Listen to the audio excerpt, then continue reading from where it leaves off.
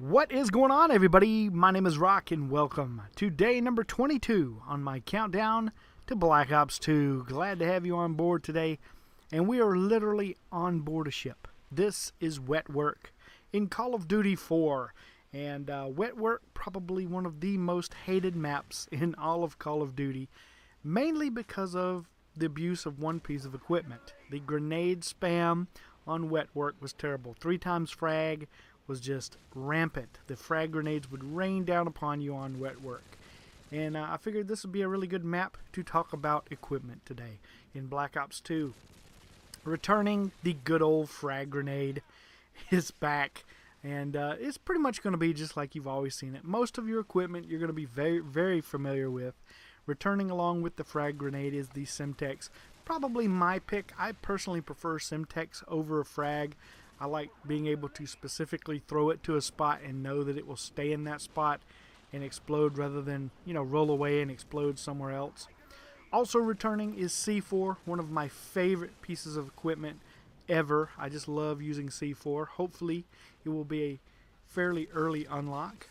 Also returning are your trigger detonated explosives in the Bouncing Betty and the Claymore. I'm assuming both of these you will be able to pick up and replant them like you have in the last Call of Duties. The Bouncing Betty, easy to escape. All you have to do is lay prone and you can actually escape the Bouncing Betty. Claymore, not so much. Once it goes click, it usually goes boom.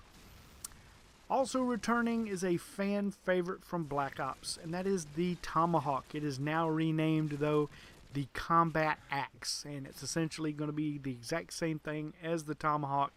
One new little added addition to it, though: when you go to retrieve your Combat Axe, you do not have to press X anymore to pick it up. Once you go over it, it just automatically picks it up. I think that's going to be much better, and I often got killed trying to retrieve my Tomahawk. You're trying to hit it, trying to get over it, press X. While you're doing that, you get shot in the back. No longer the case. I think that's going to be a huge improvement with the Combat Axe. Next, we've got our tactical pieces of equipment. Most of those returning you're going to be very familiar with.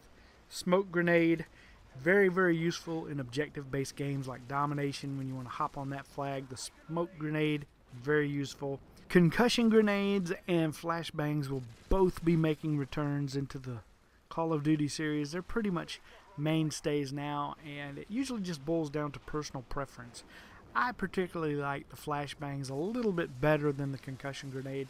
I like being able to throw that flashbang into a room and be pretty confident that everybody in the room is going to be completely blind for a certain period of time, whereas with the concussion grenade, they could still see you and they can maybe get off a lucky shot that might actually hit you, even though their reticle is going to be swaying about wildly while they're stunned. Just flashbang, you get that little added extra perk of being blind. So I think that's my personal preference when it comes down between the two grenades.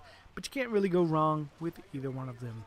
Also returning is the EMP grenade, and they've modified it just a little bit now that you can actually take out air support with the EMP grenade. As long as it is a low flying air support and it's within the blast radius, you can disable that flying air support. So that's a new little added trick that the EMP grenade is going to be very useful for.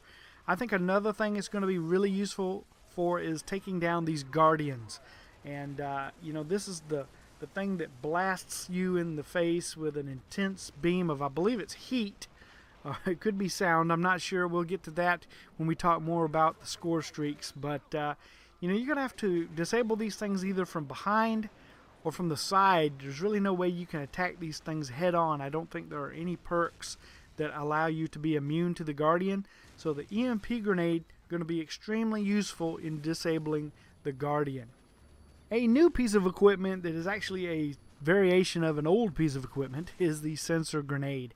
No longer is the sensor going to be stationary like a motion sensor. You can actually throw this thing out across the map now and get a radar ping that shows you where all the enemies are within its radius. I'm sure Ghost will probably counteract this as long as you are in motion. So we'll have to see exactly how it plays out in the game. We'll see when we start talking about perks here really soon, the next couple of days, and see exactly what Ghost can counter, if it can counter the sensor grenade at all. Next up, we've got a brand new piece of equipment in the Call of Duty franchise, and that is the Shock Charge. This is the one you saw in a lot of the trailers. It's the stick type piece of equipment that you can throw out, and it will electrocute and stun the enemy that's near it. You can throw it at them and activate it, or you can plant it like in the ground or in the wall, and when an enemy walks near it, it will then activate and electrocute them. So I think that's going to be a really useful piece of equipment. You can basically set up like a booby trap. So that's something I'm definitely going to give it a try. Next up is the Black Hat PDA, and it actually allows you to hack enemy equipment and care packages, and you can disable enemy vehicles with it.